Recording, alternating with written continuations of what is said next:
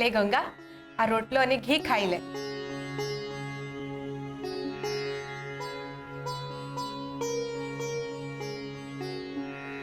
હે હરી, આ કેવી ભૂલ થઈ ગઈ મારાથી, જે મને સગી બેન કરતાંય વધારે માને છે.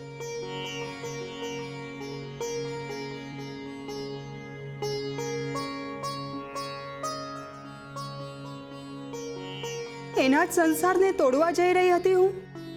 મને માફ કરજો મારા પ્રભુ.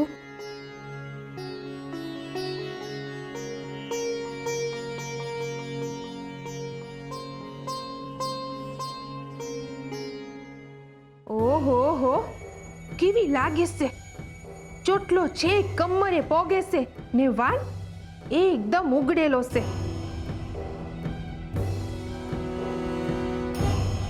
પાછી ભોળી હોવાનો તો એવો ડોળ કરે છે કે એના કરતા વધારે સમજુ અને હારું કોઈ હોય જ નહીં. આમ ભોળી ને સીધી લાગે ને આમ જુઓ તો લટકા ઝટકામાંથી બહાર ન આવતી. દુનિયા કાંઈ પણ કે, પણ યુવરાજનો બચારાનો કોઈ વાક નથી. આંખોથી આમંત્રણ આણે જ આપ્યું હશે. બરી આ સુંદરતા ને બૈરું આ રૂપ, આવી સુંદરતા તો કોકના ભાવ બગાડે.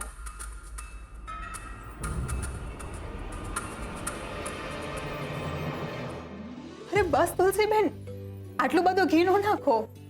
કેમ નહીં? ખાવું તો પડે જ ને. આ ખાધા વગર શરીર કેમનું ટકશે? હે, બરાબર ખાજે. પેટ ભરેલું હશે ને તો શરીરમાં તાકાત આવશે. હા જો, ભૂખના કારણે તારું મોઢું કેટલું નાનકડું થઈ ગયું છે. આહાહાહા, આમનું મોઢું બહુ ખુલ્યા ની અમે. મારી કોઈ દી તસુ બારી ચિંતા નથી કરી અને આની બહુ ચિંતા કરે છે. બરાબર ખાજો, જરાય શરમાતી નહીં. આ ઘરને પોતાનું જ ઘર સમજજે. હા હો, હંધુય પોતાનું જ સમજજે હો મેં. અને તમારે આટલી ચિંતા કરવાની કઈ જરૂર નથી. હું અને તુલસી એને હાચવી લઈશું. તમારે બહાર જઈને માટલા ઘડો હો. સારું સારું, આમ તો તમે બે જણા છો તો ચિંતા કરવાની મારે કઈ જરૂરત જ નથી. હે, સારું.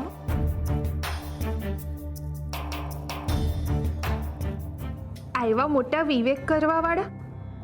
આમ તો મારા વરને હું ઓળખું જ છું. બચારા ક્યાંય આગા પાછા થાય એમાંના તો નથી.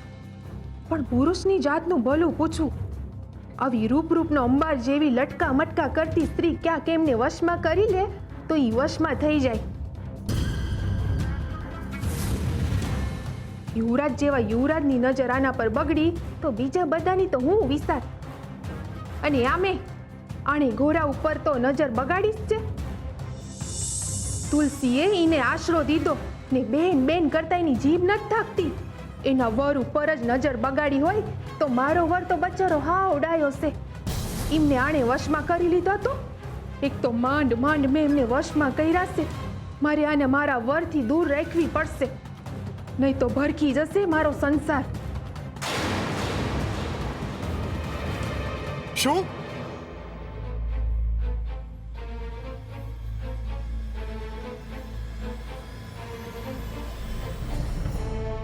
શકરી કાકી, મેં એને બહુ કીધું પણ મારી વાત માન્યો જ નહીં. અને તમે તો જાણો છો કે એક વખત ધૂને ચડે પછી શ્રી હરિ સિવાય કોઈની વાત માનતો જ નથી. હું થયું? તમે આટલા ચિંતામાં કેમ છો? અરે આપણા પૂજારી બાપાને રક્તપીત થયો છે ને. અરે ઈ તો આખા ગામને ખબર છે, પણ બીજું હું થયું કે તમે આટલા ચોકી ગયા છો? હું ઈ જ કહું છું, મને બોલવા દે તો ને. અરે જટ બોલો હવે.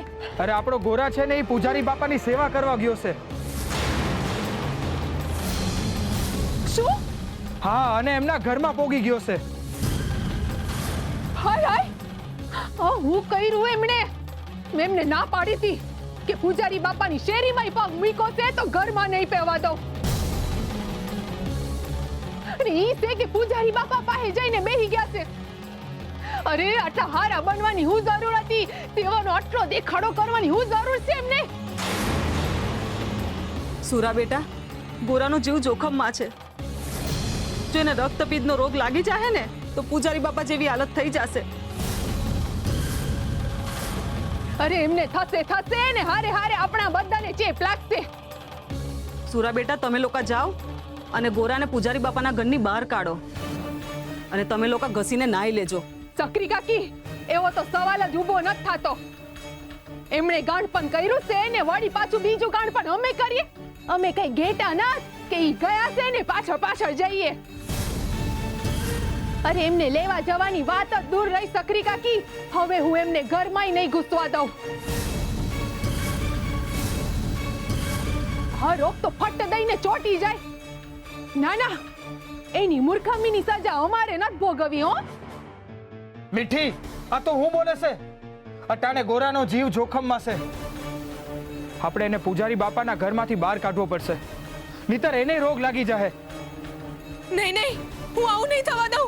હાલો સુરાબા, આપણે ઝટ જઈએ. હા હા, હાલો. હું તો ધર્મ સંકટમાં અટવાણી. શું કરું? જાઉં કે ન જાઉં?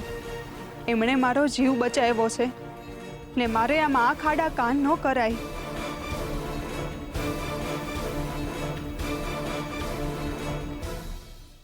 આ હું મારી નાવ ઉપર હા કરીને નીકળી ગયા? અરે ઈ તો પહેલા મારી નાવ પર બેહી જાતા હતા અને અટાણે ઓલી તુલસીના કેવા પર હાલી નીકળ્યા. એકવાર હું એમને હાથ જોડીને ઘરમાં લઈ આવી અને બધાની બીક જતી રહી છે. અરે સમજતા નથી કે કેટલો ભયંકર રોગ છે આ. અડતા વેત લાગી જાય એવો રોગ છે અને આ રોગનો કોઈ ઉપચાર નથી. પૂજારી બાપાની પાસે વૈદ્યરાજ રહેવા તૈયાર નથી અને ઈ હંધાઈ ગયા છે ને એમની પાસે. ઈ હંધાઈ મૂર્ખા છે. મોતને ભેટવા ગયા છે ઈ લોકો, મોતને ભેટવા. અરે ગોરા ને તુલસી ભલે જાતા, ભલે પોગી જાતા હરી પાસે, પણ એમને હું ડાપણ કરવાની જરૂર હતી? અને ગોરા આવશે ને હારે હારે રોગે લેતો આવશે. ના ના, હું એમ નહીં થવા દઉં.